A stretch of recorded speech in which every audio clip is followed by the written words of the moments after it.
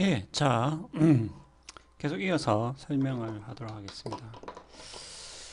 자, 쟁점이라는 것은 다툼의 여지가 있다는 얘기고요. 예. 그럼 다툼의 여지가 뭐 있을 게 뭐가 있냐? 뭐 싸울 필요가 뭐가 있냐? 뭔가가 안 맞으니까 그런 거죠. 예. 그래서 요거는 여러분들이 그렇게 조금, 좀 간단하게 이해를 하시면 되겠습니다. 요거 자체가 지금 그렇게 어려운 그 어떤 문제는 아니기 때문에 어려운 주제는 아니기 때문에 다툼의 여지가 있다. 쟁점이라는 것은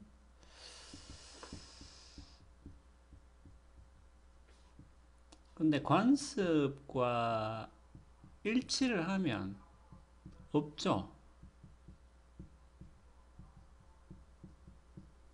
다툴 게 없잖아요. 예. 우리가 이미 옳다고 생각하는 것과 일치하기 때문에 혹은 우리가 이미 그러다고 생각하는 것과 일치하기 때문에 크게 다툴 게 없다. 하지만 새로운 신기술이 등장하면은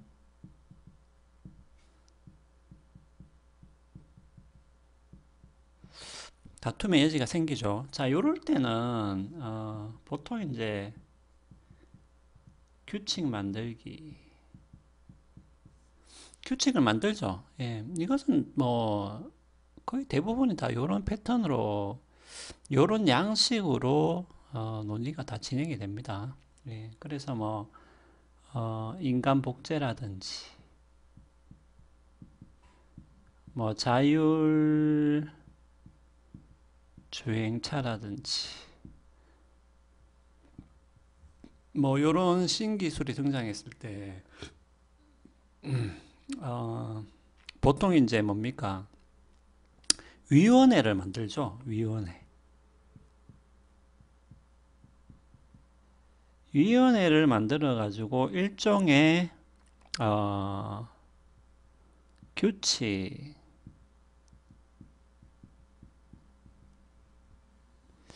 일종의 규칙을 제정하게 됩니다. 예. 여기서 규칙이라는 것은 물론 뭐 여기서 규칙은 여러 가지 규칙이 다 포함되지만 거기에는 당연히 이제 도덕에 관한 규칙이 포함이 되어 있겠죠. 예. 근데 요거를 만들 때는 도덕 원리, 도덕 원리를 기초로 해서 규칙을 만들게 됩니다. 자, 여기서 그러면 도덕 원리 좀 지울게요.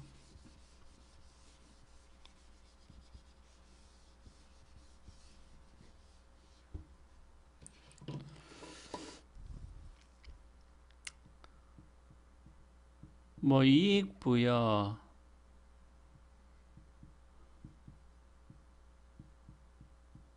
해약 금지의 원리,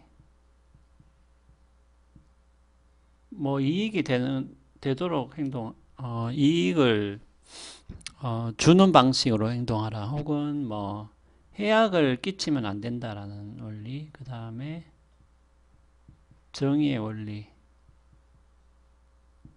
각자가 마땅히 받아야 할 몫을 받게 하는 것이죠. 정의라는 것은. 예. 그 다음에 뭐 자율성의 원리,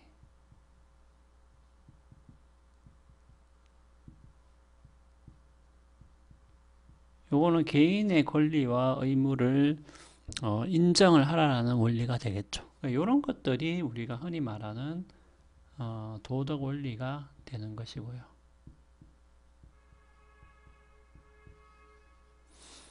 그래서 도덕 원리가 어, 이게 추상적이기 때문에 아무런 쓸모가 없다. 이렇게 생각하시면 안 되고요. 왜냐하면은 그런 식으로, 그러니까 그런 식의 논리를 자꾸 펼치는 사람이 있는데, 여러분들 그거는 이제 그 윤리학의 기본적인 구조라고 할까요? 그러니까 원리와 규칙, 아니면 관행 이런 것들의 관계를 이제 잘 모르고 하는 얘기죠. 예. 원래 도덕 원리라는 것은 구체적인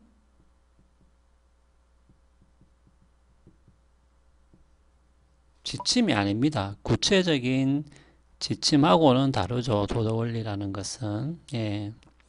예를 들어서 우리가 정의의 원리, 각자가 받아야 할 몫을 주라는 이 원리에 따라서 행동한다고 했을 때, 그러면 구체적인 상황에서 어떤 사람한테 얼마나 줘야 되는가라는 것을 정의 원리 자체가 말을 하고 있지는 않죠. 예. 예. 아니, 그러니까, 그거는 원래 당연한 거예요. 예. 하지만 뭡니까? 정의 원리가 있어야 그 원리에 따른 지침을 우리가 만들 수가 있잖아요. 예. 그러니까, 그거는 그렇게 이야기하면 안 되는 거고, 도덕 원리라는 게 있고요. 정의라는 게 있다는 얘기죠. justice. 이 정의라는 것의 구체적인 해석을 통해서 어떤 규칙을 만드는 것이죠. 예. 요 규칙에 따라서 각 상황에 맞는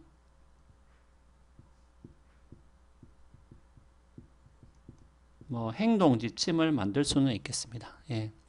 요렇게 구조가 요렇게 되어 있는 것이죠. 예. 그래서 정의라는 원리는 이제 있는데, 그러면 정의가 뭔데? 라고 물었을 때는 우리가 정의는 이런 것이다 라고 말을 해야 되잖아요. 예.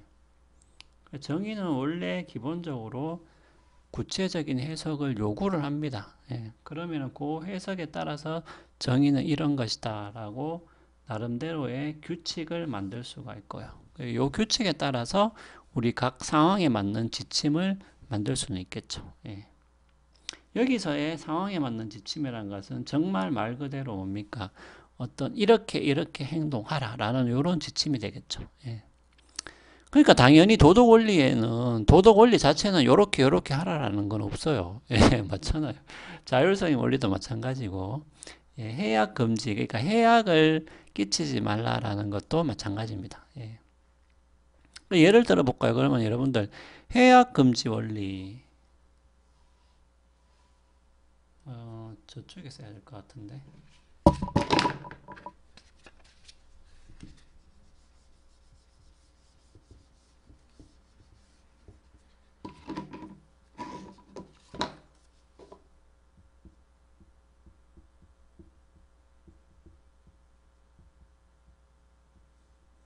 그러니까 타인에게 해악을 끼치지 말아야 할 원리인데, 그 의사가 의료 행위를 통해서 환자에게 고통을 부과하잖아요. 아니, 여러분도 치료받을 때 안 아픕니까? 그 말이죠. 그럼 뭐예요? 그러면은 의사의 의료 행위는 해약 금지 원리와 상충되는 것이냐, 충돌하는 것이냐. 맞죠? 이런 문제가 생기잖아요. 예. 그러니까 해약 금지 원리라는 것은 구체적으로 뭐 환자에게 치료를 하면서 고통을 부과하라 말라 이런 말 자체는 없잖아요. 이 원리 자체는. 그러니까 해약 원리라는 이 도덕 원리라는 것은 이것이 구체적으로 무엇을 뜻하는지는 우리가 해석을 해야 돼요. 예. 그러니까 요런 구도를 여러분들이 정확하게 알아야 된다는 거지. 그러니까 그래서 도덕 원리를 가지고 갑자기 아무런 지침이 없으니까 쓸모가 없다 이렇게 이제 말하면 안 된다는 얘기고. 자, 그럼 그러면 의사의 의료 행위가 해약 금지 원리에 해약 금지 원리에 안 맞는 거냐 그러면은. 왜냐하면은 의료 행위는 환자에게 고통을 부과하기 때문에 그런 것이죠. 자, 그런데 그러면은 우리가 여기서 이렇게 대답을 할 수 있겠습니다.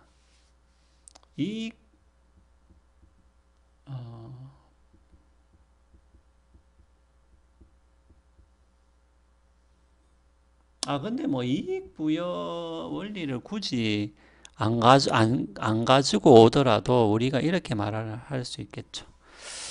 자, 의료 행위에 따른 고통이라는 것은 이거 이쪽에 지울게요.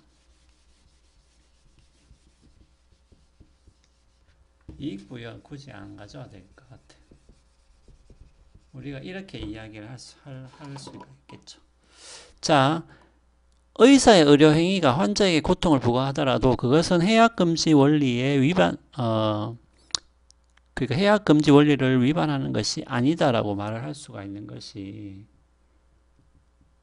의료행위의 고통이라는 것은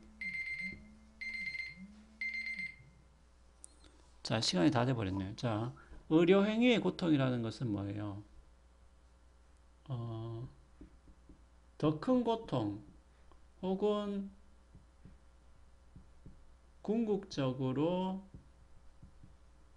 제거할 고통이 있죠.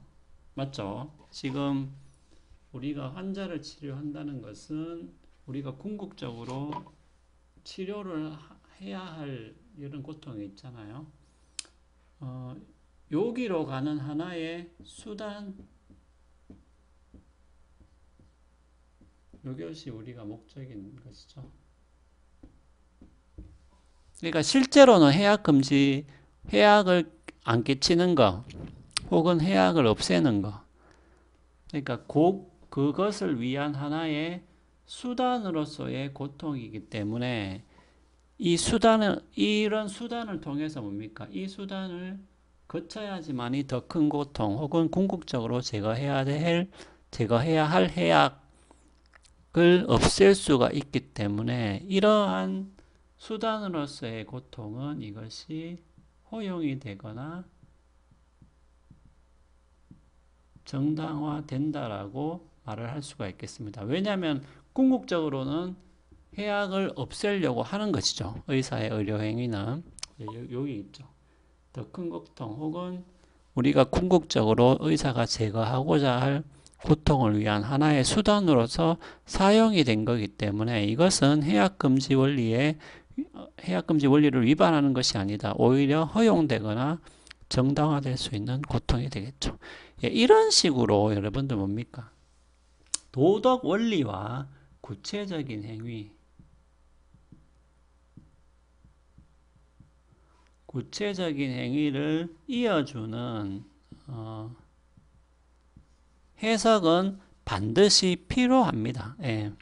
그래서 이렇게 기본적인 원리와 행위 사이의 관계를 여러분들이 알아두시면 되겠습니다. 자, 규칙 충돌의 예와 그리고 그 다음에 원리 충돌의 예, 이 두 가지를 바로 이어서 설명을 드리겠습니다.